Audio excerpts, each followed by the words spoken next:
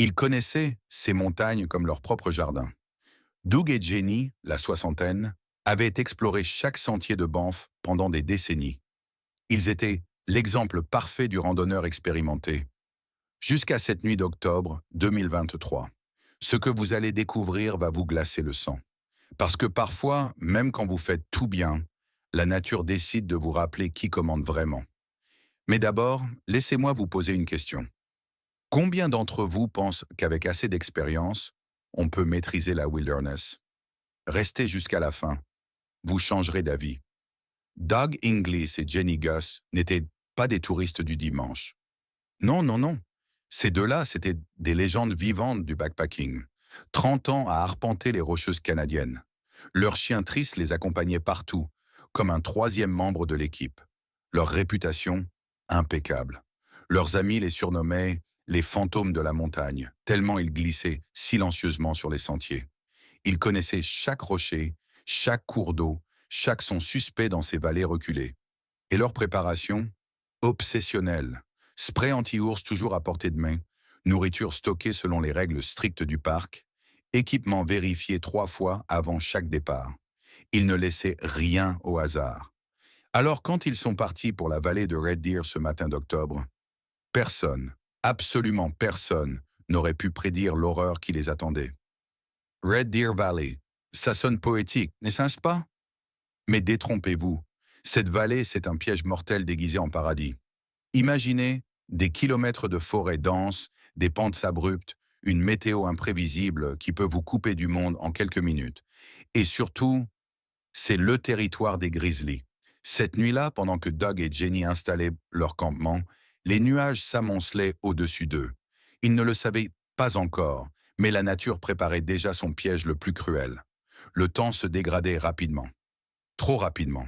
Dans quelques heures, cette vallée deviendrait une forteresse impénétrable, coupant toute possibilité de secours aérien. Mais attendez, ça devient encore pire. 19h32. Dernier message de Doug et Jenny à leur famille. Tout va bien, on profite de la soirée. À demain. 3 heures plus tard, attaque d'ours. 3 mots. 3 mots qui ont fait basculer cette histoire du rêve au cauchemar absolu. Plus rien après ça. Le silence radio total. Vous imaginez la panique de leurs proches.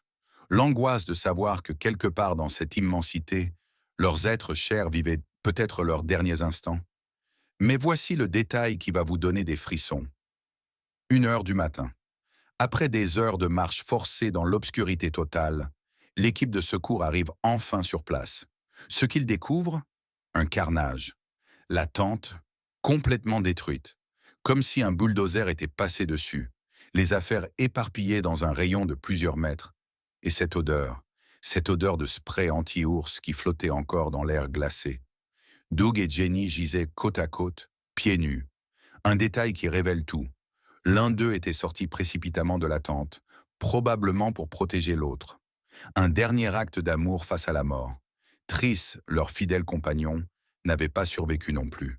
Mais le plus terrifiant, l'ours était encore là, toujours agressif, toujours dangereux. Les secouristes ont dû l'abattre immédiatement.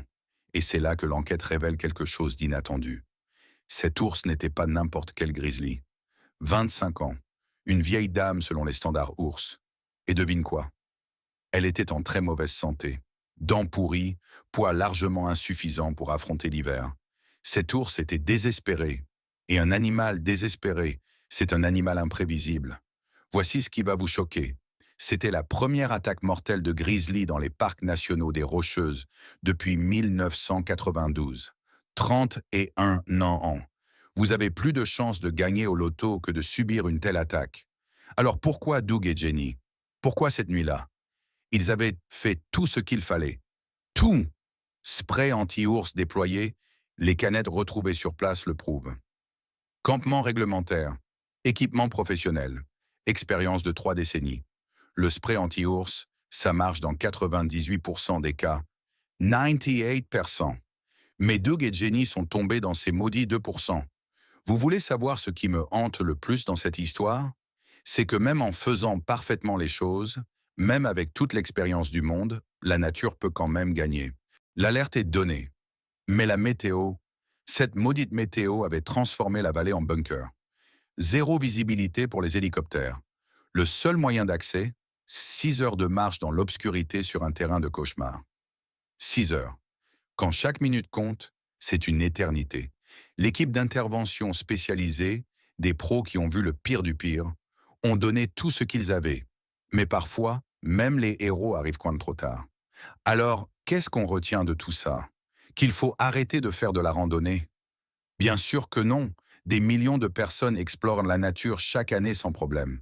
Les règles de sécurité sauvent des vies tous les jours. Portez votre spray, respectez les protocoles, restez vigilants. Mais l'histoire de Doug et Jenny nous enseigne quelque chose de plus profond. L'humilité. La nature n'est pas notre terrain de jeu, c'est son royaume, et nous n'y sommes que des invités. Doug et Jenny sont morts comme ils ont vécu, ensemble, courageux, fidèles à leur passion. Leur histoire n'est pas celle de l'échec, mais celle du respect absolu pour quelque chose qui nous dépasse infiniment. La prochaine fois que vous vous retrouverez seul face à l'immensité sauvage, souvenez-vous d'eux. Souvenez-vous que même les meilleurs d'entre nous restent mortels face à la puissance brute de la nature. Si cette histoire vous a marqué, abonnez-vous pour d'autres récits qui révèlent la vraie face de la wilderness. Et surtout, restez prudent, l'ado.